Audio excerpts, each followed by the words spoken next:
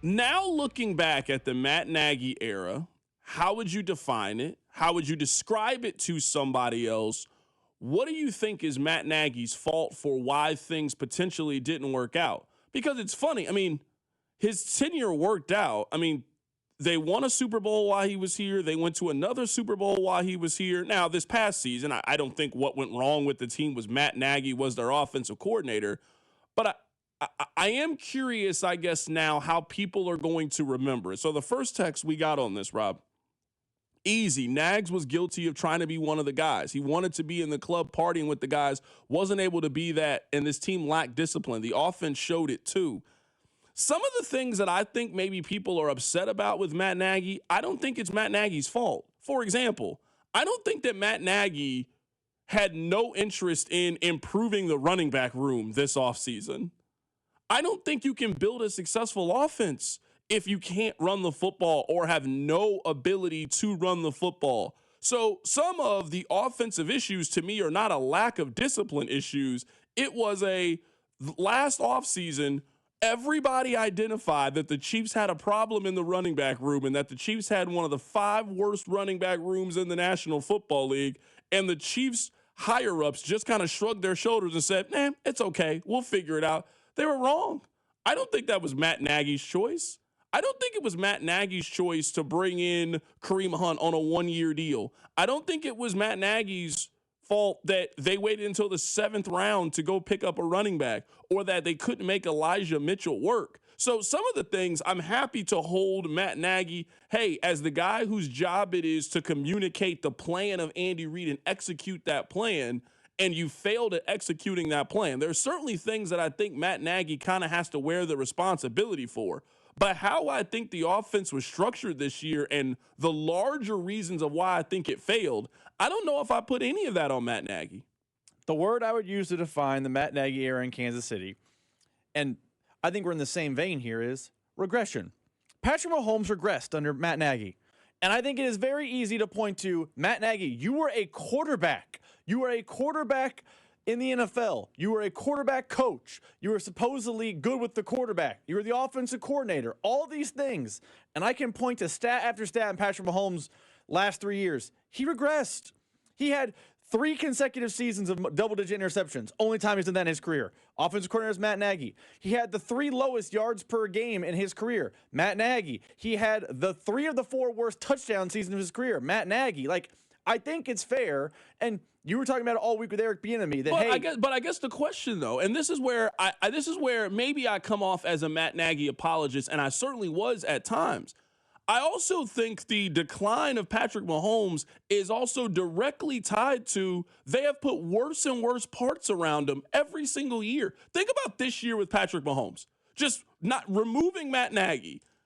Patrick Mahomes' left tackle went MIA for a month, and nobody on the outside knew where he was. His left tackle was also unable to finish the season. Their right tackle got hurt, and they had to figure it out at right tackle. The Chiefs couldn't run the football this year. Their number 1 wide receiver missed the first 6 games of the season for an off-the-field issue and then also couldn't finish the year because of an injury. Their number 2 wide receiver fractured his shoulder on the second offensive possession of the game. Their best offensive player is a 36-year-old tight end that we have been asking ourselves at the end of every season for the last 3 years if this is last season or not.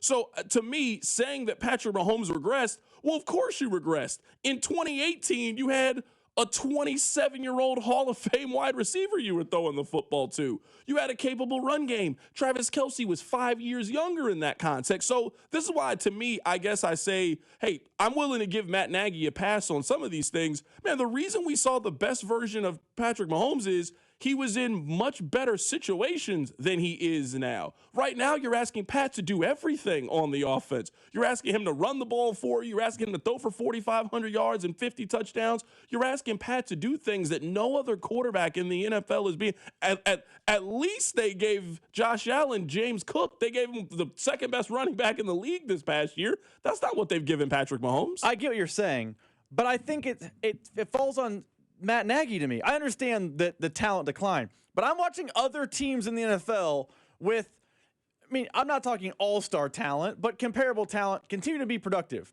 Josh Allen literally has no wide receivers. He was the MVP last season, and he was in the playoffs this season, had another good year. Karen, did you know that there's only been twice in Patrick Mahomes' career that he did not make the Pro Bowl as a full-time starter? It was the last 2 seasons. Now, this year, injury, cool. He wasn't going to make it anyway, but whatever. He wasn't a Pro Bowler?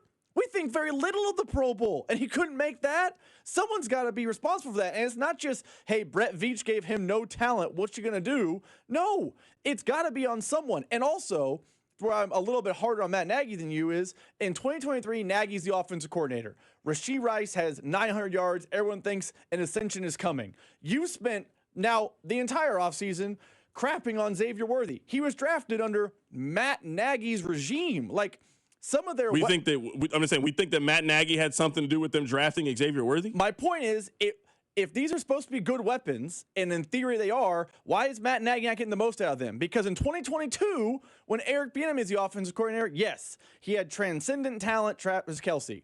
You know who his wide receivers were? MVS, best year he had as a Chief. Sky Moore, best year he had as a Chief. Kadarius Toney, only year he basically had as a Chief, so that's saying it's his best is also unfair. So I saw Eric Bieniemy squeeze out more with less because Patrick Mahomes was awesome.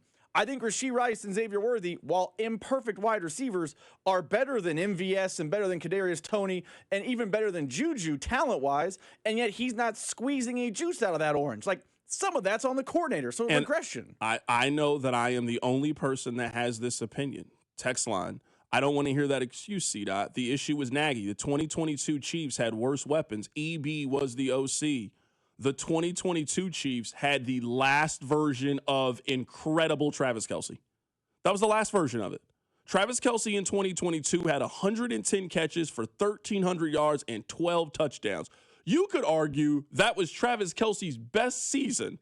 They didn't really have a whole lot of other options, so they just force-fed the ball to Travis Kelce. That's the most targets Travis Kelce got in his career was in 2022. So their offense was built around somebody who we thought was one of the 5 best pass catchers in the league. Their offense in 2022 was built around Justin Jefferson. It was built around Jamar Chase. As their offense has continued to be built around that person in 23, 24, and 25, and that person's skills have clearly declined, it is also not a surprise to me that their offense continued to decline because he ain't that guy no more. You want to know why Seattle's offense works? It's because it's built around one of the 5 best players in the league. They got an incredible wide receiver, and it opens things up for all the other pieces and options and other guys to do things because this guy takes up that much attention. That is where I will always give Matt Nagy a little bit of a pass, and maybe why I don't maybe romanticize the Eric Bieniemy.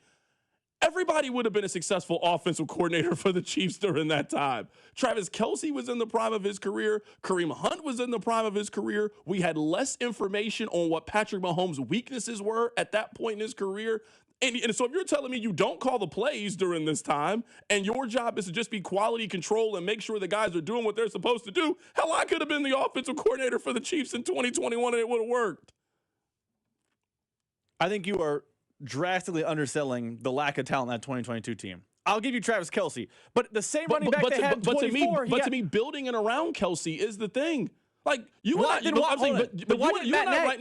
don't think Seattle has a bunch of offensive talent. They have Jackson Smith and Jibba. They got 2 good running backs, and that's about it. You don't love their other wide receivers, their other tight ends, but just having a true. This team has not had a true game-breaking offensive player in 3 years. Let me ask you this then. In 2023, Matt Nagy comes in. By the way, he's quarterback coach in 2022, so he's on the roster. Why doesn't he build the offense around Travis Kelce? Because Travis Kelce's regression is not just he goes from all-world to slight regression. He falls off big in 23 from his 2022 season. Though. I mean, he got older. The offensive none of it's on the coordinator. It's just life happened, and that's why the Chiefs got worse offensively. If that's the case, then maybe just see what happens. Play the lottery tomorrow. Maybe they're better. Yeah, I think someone has to be at fault for the regression of Kelce, the regression of Mahomes, the regression of Pacheco. His best year was 22. He got worse all the time. So someone's got to be blamed. And that's the fair point. So I would then ask then, do you give Matt Nagy for helping get Travis Kelce back on track? Because Travis Kelce was not good in 2024. Travis Kelce averaged 8.5 yards a catch in 2024. He was bad. I don't care. He was bad in 2024. Now, he was very productive last year. At this stage in his career, to get 800 yards and 5 touchdowns out of Travis Kelce. So how much of that is Kelce? And Kelce has talked about, hey, I was doing all this stuff. I wasn't focused. I wasn't this. And now getting it back on track. And now, hey, wanting to go out there and ball. Are we putting that responsibility on Nagy to go do those things? Because, again, this year, this offense, you're telling me you think this offense would have been drastically better if EB was here? Because I just don't think it was there. With who? Eric Bieniemy could do a lot of things. There ain't no fixing this version of Isaiah Pacheco. He's done. There ain't no fixing this version of Kareem Hunt. That guy's not very productive at this stage in his career.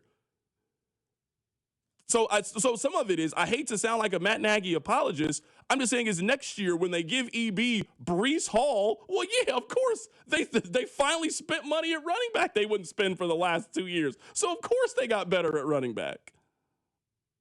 I think that's fair.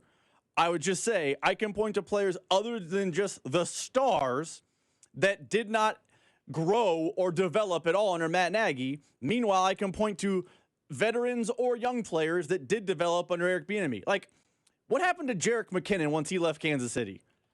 I legitimately don't know. He may have just disappeared from the earth. It was done. Do you know who got the most out of him? Eric Bieniemy. No one thinks Jerick McKinnon is some star. Man, they found a Pro Bowler on the scrap heap. No, he's just a guy. He was a Jag. You're telling me Eric Bieniemy got the most out of that guy, but Matt Nagy couldn't get the most out of Isaiah Pacheco? They're both Jags. They're both just guys. Eric Bieniemy coordinated an offense that made one of them work. With receiver, Juju Smith-Schuster came into Kansas City and was not viewed as a wow, can't-miss prospect. I know he had success in his career, but remember, when he signed, we were doing the show, people were mad about his TikTok dances and everything like that way more than they talked about his production. He had 900 yards in Kansas City and then got paid. Where's that guy in Matt Nagy's tenure? Where's the guy they signed to the Brett Veach special that then rehabilitated his career and went off and did great things? Because it seems like in the last 3 years, if you came into Kansas City, it was kind of the end of the line. Now, maybe that's Veach, maybe that's Reed, but I feel like abstaining the offensive coordinator from any responsibility in that happening seems to be a little unfair to me. I give Matt Nagy responsibility for this. I want to answer this one text. C-Dot, how can you act like the Seahawks don't have Cooper Kupp? Cooper Kupp had less than 600 yards receiving this year. He had less than 600 yards this year. He's fine. He's fine. Like he's Cooper Kupp this year had 47 catches for 590 yards. He had a Xavier-worthy kind of season. He ain't that guy that he was back in 2021 when he had 2,000 yards receiving. You just know who he is. He ain't that guy anymore. So I would say the two things that I hold Nagy responsible for, if we're saying he doesn't implement the scheme, we don't think he's making personnel decisions, the two things that I will hold Matt Nagy for is they never got the Jawan Taylor problem under control. That's everybody to me. That's not just that's on everybody. I know it's Chris Collinsworth pointed out, Jawan Taylor had the same problem for 3 years. And we kept making excuses. And, what about this guy? I don't care about that other guy. They keep calling it on you. You continue to be the problem. So the fact that they could never get a handle on Jawan Taylor and they talked real tough about Jawan Taylor, I mean, he knows it's unacceptable. We can't have this. You never did anything about it. You never solved the problem. That is something I hold Matt Nagy for. Another thing I hold Matt Nagy responsible for is the lack of fundamentals from Patrick Mahomes and that they've eroded over the last couple of years. He is a worse fundamental quarterback in 2025 than he was in 2020. When it comes to deep ball, accuracy, foot placement, staying in the pocket, trusting his offensive line, he is a worse player now than he was when he was 24, 25 years old. That, to me, some of that is on Matt Nagy. But I'm sorry, you guys just can't sell me all of this. Like, if we were saying that Andy is in control, Andy and Veach are in control of all of these things, and then these are the parts and pieces that you gave your offensive coordinator, which we acknowledge are substantially worse pieces than you gave the last offensive coordinator. I am not surprised that you saw a decline in these things because this team is worse at almost everything than they were whenever Eric Bieniemy is. They are worse at tight end than they were when he was here. I would argue they're worse at wide receiver than he was when he got here. They're worse at running back. In terms of the team building part, they are a worse team than they were back then. So I can't say that's Matt Nagy's fault that those things happen. I think that's a Veach and Reed problem. I think where me and those people are staying. I agree. I think where me and you disagree a little bit here, and I don't disagree, talent had no issue, personnel had no part in it, is I think Eric Bieniemy was handed, not the top of the line ingredients, and he made a great meal. Matt Nagy was probably handed a little bit worse ingredients, but you're making it seem like Eric Bieniemy was handed a 99 can't miss grocery list and he cooked a 99 meal, where Matt Nagy was handed a 62 grocery list, and that's the only way you could do is cook a 62 grocery meal. I think they were both handed similar talent. Yes, Bieniemy had better talent, but it wasn't like the 2018 team. I know Bieniemy, that's a different story. 2022, the talent was comparable to this year's offensive talent. Was it better? Yes, but it was comparable. And Eric Bieniemy made the most out of that, including with a quarterback. You just mentioned you blame Matt Nagy for Patrick Mahomes' erosion of skills.